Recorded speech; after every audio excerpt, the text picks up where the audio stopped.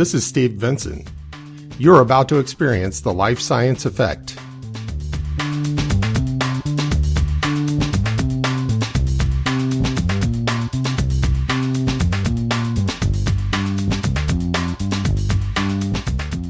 Hello, aspiring leaders.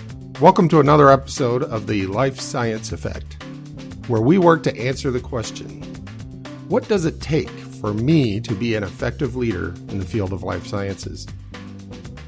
Each week, we will talk to the best in the business to answer your questions about what it takes to be a leader in life sciences. The good, the bad, and the ugly. And always be asking yourself, what effect will you cause?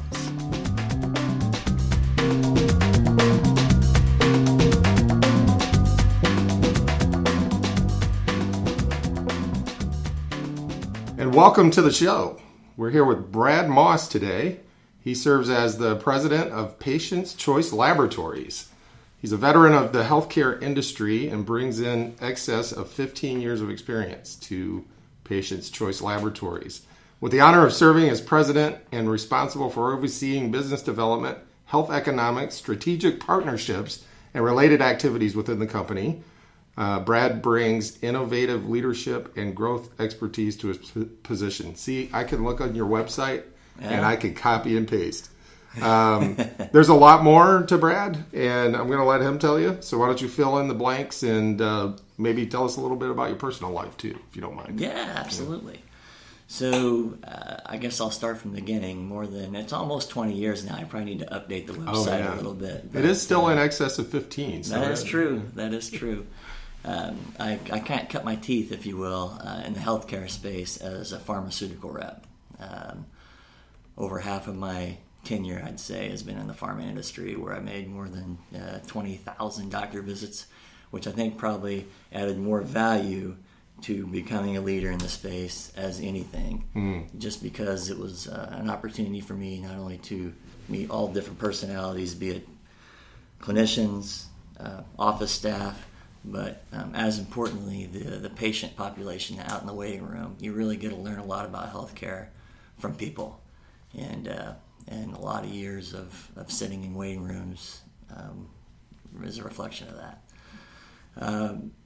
As I grew through the pharmaceutical industry, was able to get into training as well as leading teams, in particular here in Indiana.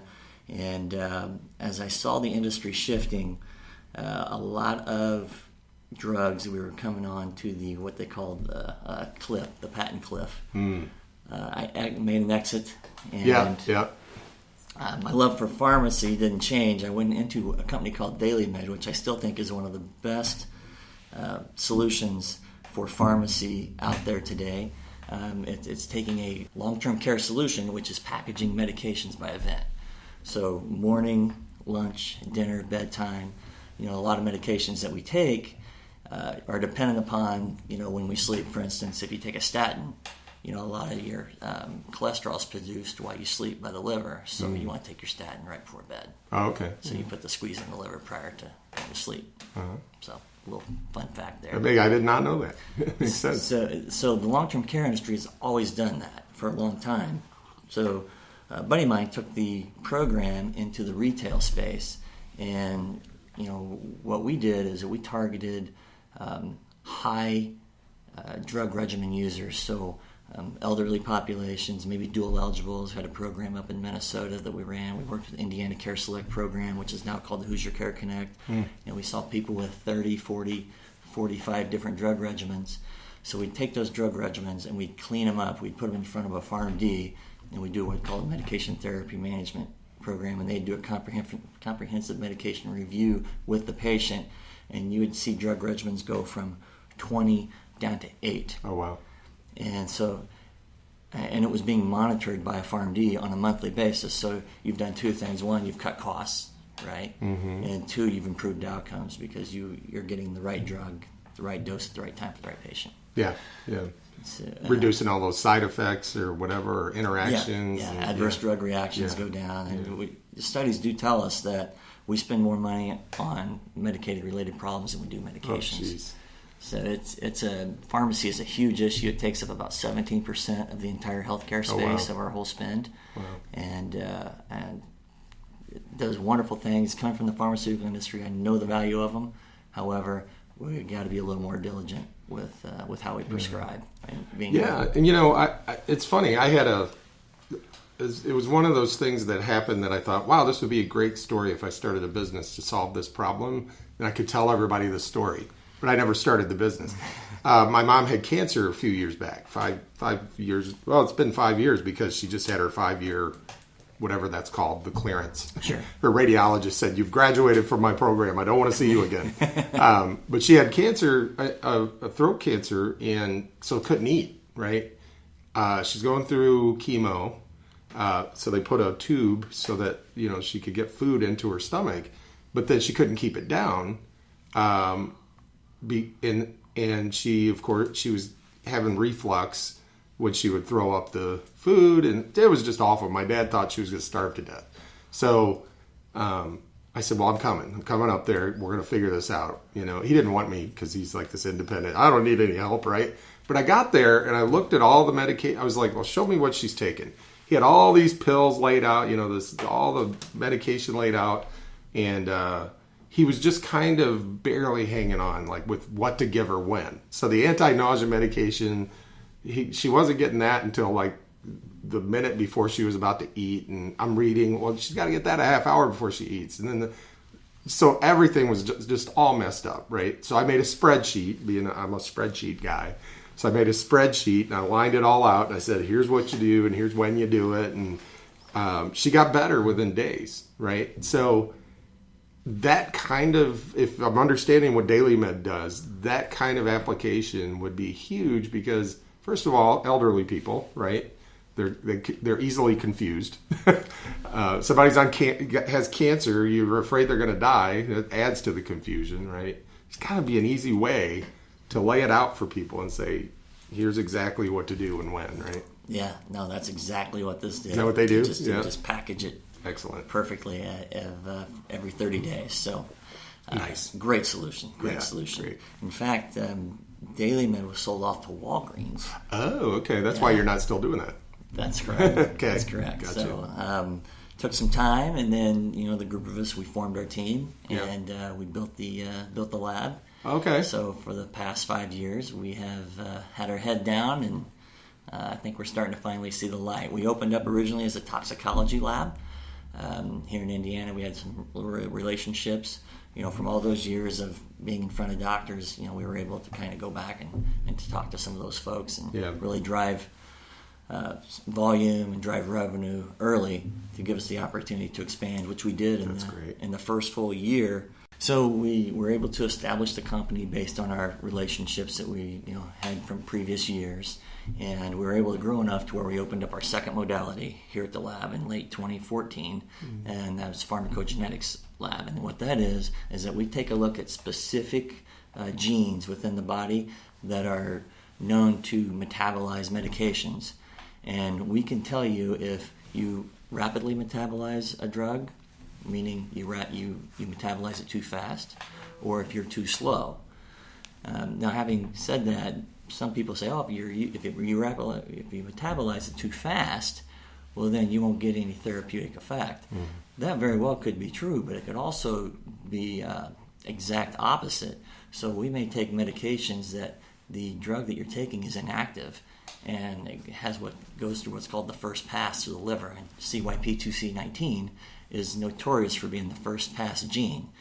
Well, if it's a pain medication that is inactive and then all of a sudden it's activated super fast, you get a bolus of medication into your body that potentially you're not prepared for. Oh yeah. So, and as it goes back through the system, maybe it goes through 2D6 the second time, and if that's a slow metabolizing gene, you may maintain that euphoric or even drunk feeling longer than you should. So what I think is probably our best offering here at PCL is pharmacogenetics testing, because it truly is that crystal ball, if you will, of, look, I always prescribe Lipitor. And these doctors, they're empirically treating patients only because they base it on what they've seen their entire lives in their practice. I contend that this is a perfect roadmap for each. It's personalized medicine. Yeah. It gives you exactly what you need for each patient, and it's come in handy for my son with his medications, where we had a medication that he would absolutely just completely drop off of whenever it began to wear out, but we were able to move to a different product. Oh, nice. And now it transitions much more smooth. So it takes out the trial and error piece. It does. It does. Like, Vicodin doesn't work for me, or whatever doesn't work for me, or the doctor saying, well, this is what I always give. It's just, you can tailor it to the individual. That's right. A great example is the drugs that like Zoloft, the antidepressant drugs. They take up to 6 weeks sometimes to work, right? They have to build up in the system. Well, if you miss the first time, then you got to try again. And that could be another month or a month and a half. And if you miss that time, you got to try again. So this is just a great way, A, to improve outcomes, and B, reduce costs over the long run. So outstanding. We opened that up in 2014. In 2015, we just had a banner year. We just ran the company. We did very, very well in the industry. Built some relationships. We grew. We were bringing in samples everywhere from California to New Jersey that year. Nice. And just had a fantastic year. And then in 2016, the paradigm really shifted. Government got involved. They began to say, okay, let's look at the lab industry. And let's think about the lab industry for a second. I told you earlier how pharmaceuticals is about 17%, 17 cents out of every dollar spent. The lab industry is 3 cents out of every dollar spent. And when you think about return on investment, 70% of all medical decisions come from the lab. Oh, wow. Yeah. There is not a better return on investment in the healthcare space than lab. So that's where money should be going that direction. Money should be going. Shouldn't be 3%. It should be more. Maybe if lab was 10%, maybe pharmacy would be, less than 17%. That's right. Maybe it could be 7%, right? That's right. And if you improve, you're not just saying that because you're in the lab business, because you've been in the pharma business too. Correct. So it's great value. You're the way I am perceiving this is you can recognize opportunity and you can recognize return on investment, right? So why did you pick what you picked? You could go make money on anything, right? Because it sounds like you have a good head for this is a good opportunity to go work on. So from pharma sales to the DailyMed to PCL, why did you pick life sciences? Why would you recommend someone else pick life sciences as a career? Well, I think first of all you have to like helping, right? I mean, if you don't have that in your mindset, then life sciences probably are not for you. Yeah. That's at the very genesis of it, right? And then B, you have to have a fervor for science, right? And life data, science. And, So anyway, you can't spell life science without science. That's right. Well, that's perfect. I mean, I loved what you said about, one of the biggest things for you was just going out and meeting clinicians, meeting patients, so those are the people you're talking about serving, right? You're not serving a stockholder. You're not serving health plan representative. You're serving patients. Yeah, and what makes the lab space a little more unique than, say, pharmacy or even large health systems is that lab, typically outside of LabCorp and Quest, we're all pretty small. We're a bunch of small guys out here. And there is an opportunity for entrepreneurs to make a difference. Yeah. So that's we found a nice place here. So a lot of our listeners are likely to be entrepreneurs. So, I sent you a list of questions ahead of time, as you know. I may change them up a little bit. I warned you about that. That's okay. But you triggered a thought, which is, and it's a variation on the how do you decide who to work with, and it's what are the characteristics of somebody thinking about being an entrepreneur.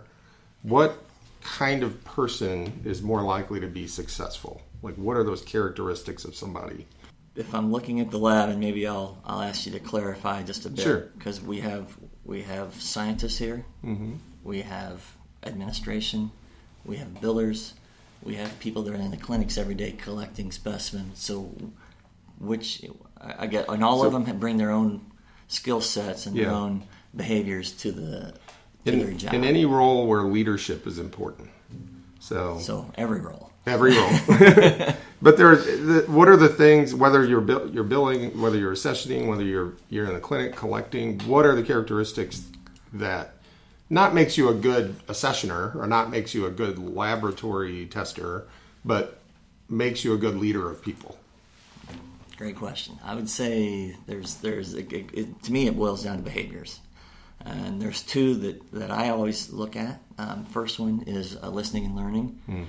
And for me, that's not always, listening to the CFO or the lab manager, but it's getting out to, I was in St. Louis the other day visiting a lot of our collectors, and it's listening and learning from them because they're on the ground floor. They're the ones in the weeds.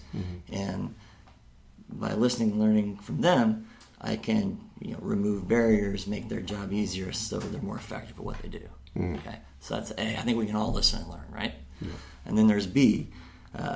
We benchmark and continuously improve. So, one of the goals that we've had from day one is let's get so IT savvy.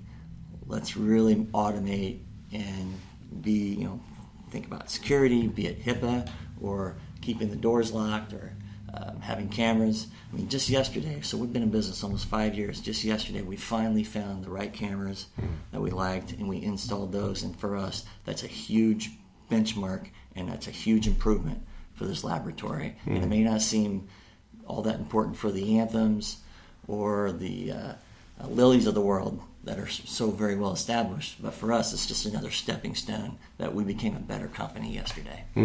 Excellent. Continuous improvement, listening and learning. Yeah. I'm not surprised. I keep coming back to it, but just hearing how you learned about the industry and how you were inspired to serve, I would have probably guessed the listening and learning because that's what you were doing when you were a pharmaceutical rep, right? I always used to think, I've met a few of you now, you pharmaceutical reps or you former pharmaceutical reps, and before I met some on a personal level, I always thought of them as you just have to be good looking, which you are, and just go in there and schmooze the doctors, right? That's all you do, right? So and then I met a few of you and I found out, oh, wow, no, they're really interested in serving people, like learning what's needed and making sure that they have the information to prescribe the right medication, right? Oh, back in the day, I loved going against the people that brought in cookies and the gum samples and and all the cookies, the mugs. Yeah, because I'd just go beat them up on the science. And I had great friends as doctors, but they knew when I came in, we were going to talk science. Yeah, and we were going to try to accomplish something at every call. And that's great. I think that's what separates the maybe ones that are not quite so good. The gum and the candy and the donuts. Learning the assistant's name and all that stuff, right? Great. So let's switch gears a little bit. Sure. So what project, and it can be recent or at any point in your career, sticks out in your mind when you think about great successful projects that you've done or been involved with? And how did your leadership play a role in the success of the project? Yeah, I thought I didn't have to think hard about where to go with this one, but I did. I thought hard if I should not bring it up, but I'm going to go ahead and talk about it. All right. And I'll go ahead and say it's unsubstantiated, but I think it's pretty legit. So when I first got on with Sharing Plow now has been gobbled up by Merck for years. Okay. But I was the Nasonex rep, which was an old nasal steroid down in southern Indiana. And it kind of fallen on some hard times. When I joined the company, it was only doing $200 million annual revenue.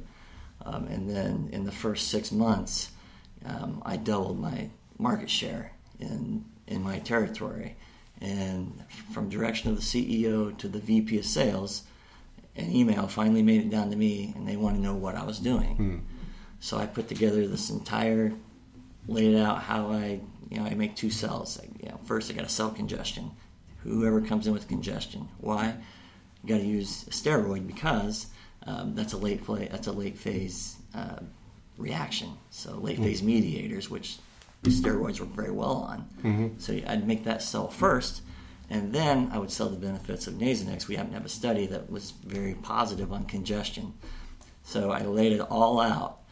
Within 2 months, a brand new marketing campaign came out. Oh, wow. All around congestion. They hired Antonio Banderas to be the voiceover for the congestion. He played you. And within 2 months after that, Flonase, Rhinocort, and Nasacort, all of our competitors, jumped on the congestion bandwagon. Oh, wow. When I left Sharing Plow, Nasonex did $700 million annually, for $200 million to $700 million. You made them $500 million. You made them $500 million a year. And I remember the CEO, Fred Hassan, was on. You remember Kudlow and Kramer? Yeah. So Hassan's on there, and they were like, "Fred, how'd you do it? How'd you revive Nasonex in a market that's just so mature?" He's like, "Well, we got a good team out there." And I'm like, "No, I It was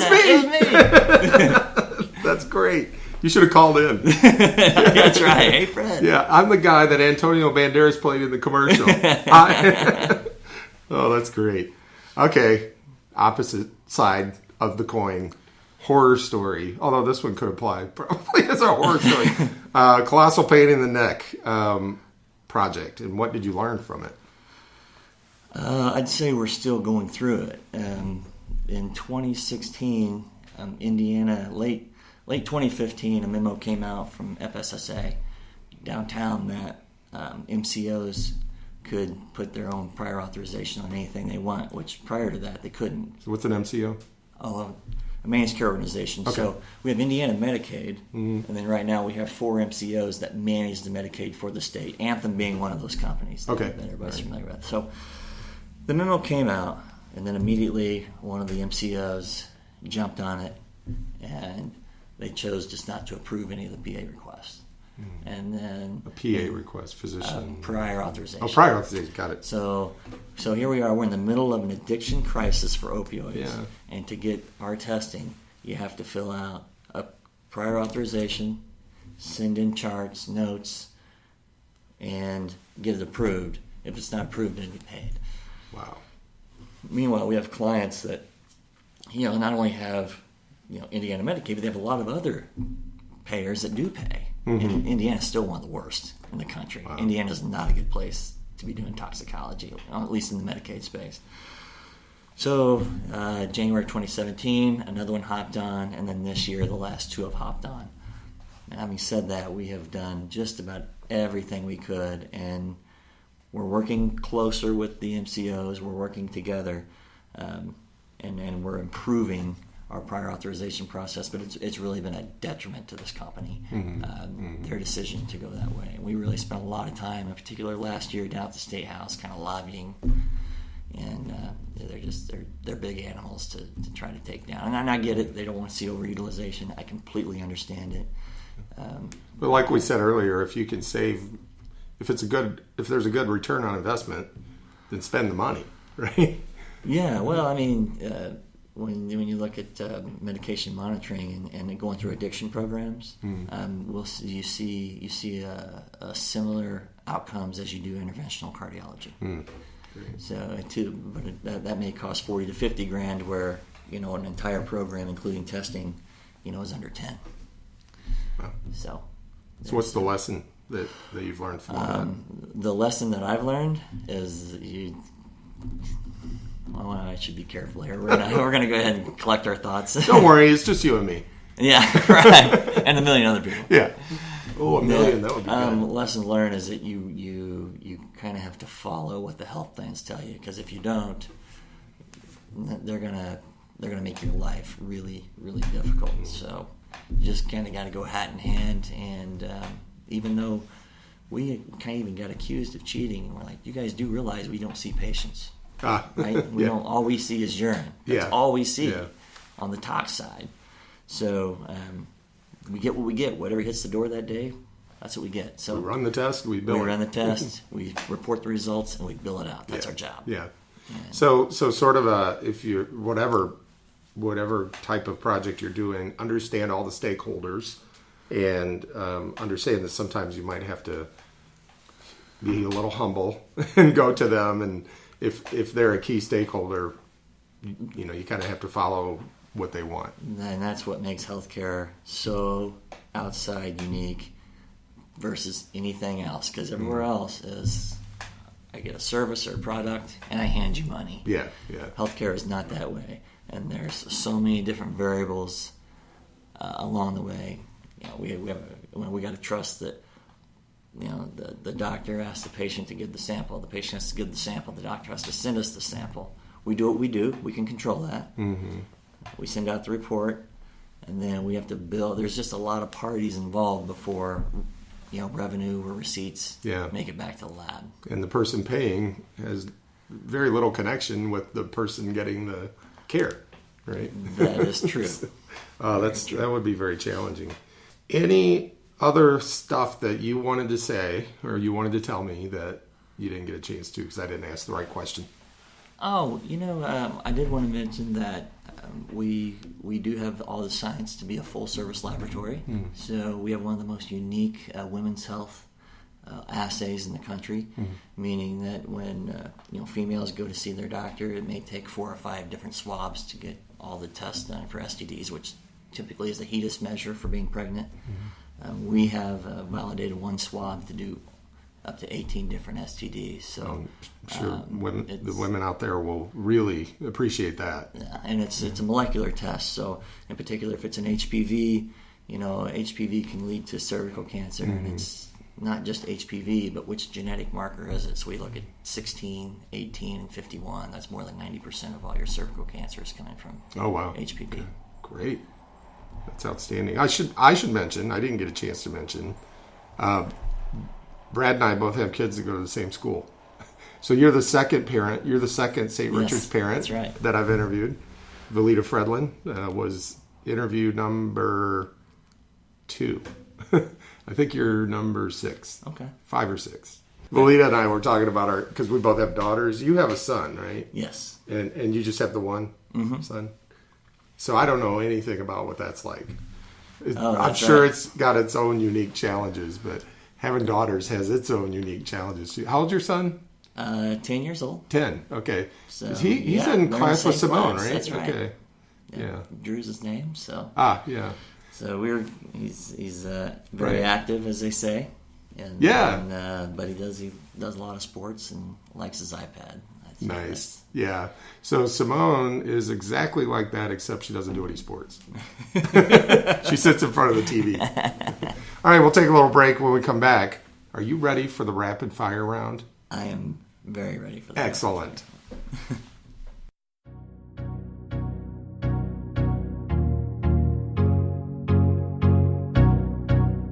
A very special thanks to our first sponsor this week. It's the Indiana Health Industry Forum.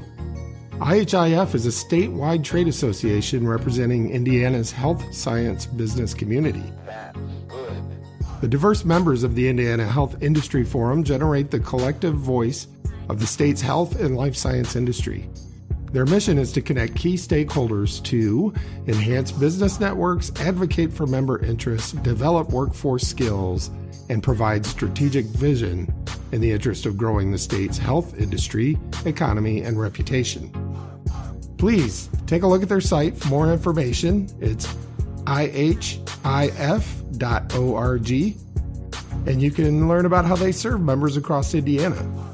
Their leadership members include companies like Lilly, Cook, IU Health, and some other sponsors of theirs are Roche and Fort Wayne Metals. So please check out ihif.org and check out their sponsors. And thank you so much to Kristen Jones, their fabulous CEO and president. And also thanks to IHIF. Now back to the show.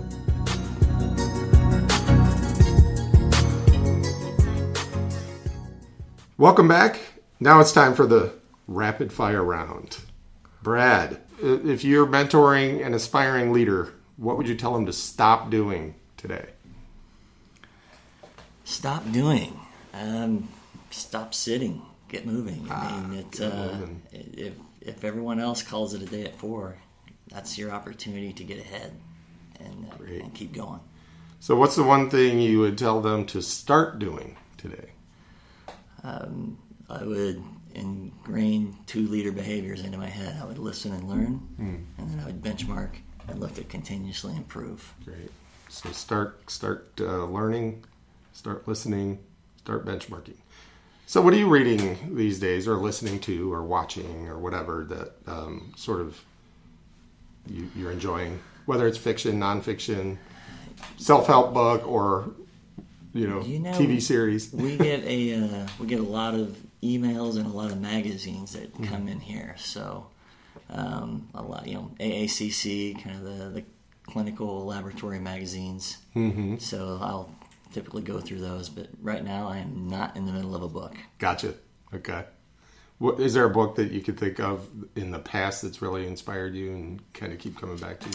Yeah, the Ascent of George Washington. The Ascent of George Washington. It's one I haven't heard of. I love history. Yeah. And is it sort of like you can get a lot of leadership advice out of that too?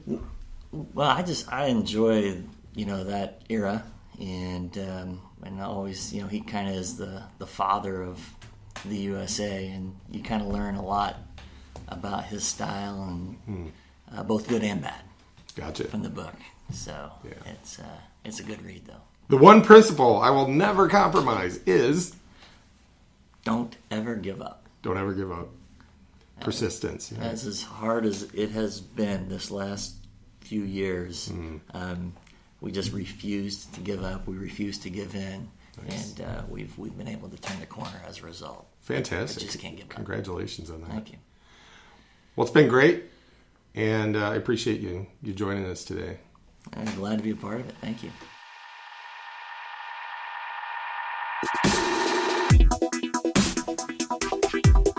You have just experienced the Life Science Effect. If you liked it, be sure and leave us a review on Apple Podcasts. And more importantly, tell your colleagues, your boss, your friends. It'll make you look smart. Maybe it'll even get you a raise. Thanks again to our presenting sponsor, BPM Associates. Set your medical innovations in motion. BPM helps life sciences companies design, manage, and execute their most complex projects. What effect will you cause? And thanks to today's guest. Let us know who else I should be talking to. Send me an email at steven.vinson@bpm-associates.com. That's all for now. Thanks for listening. Now go make something wonderful happen.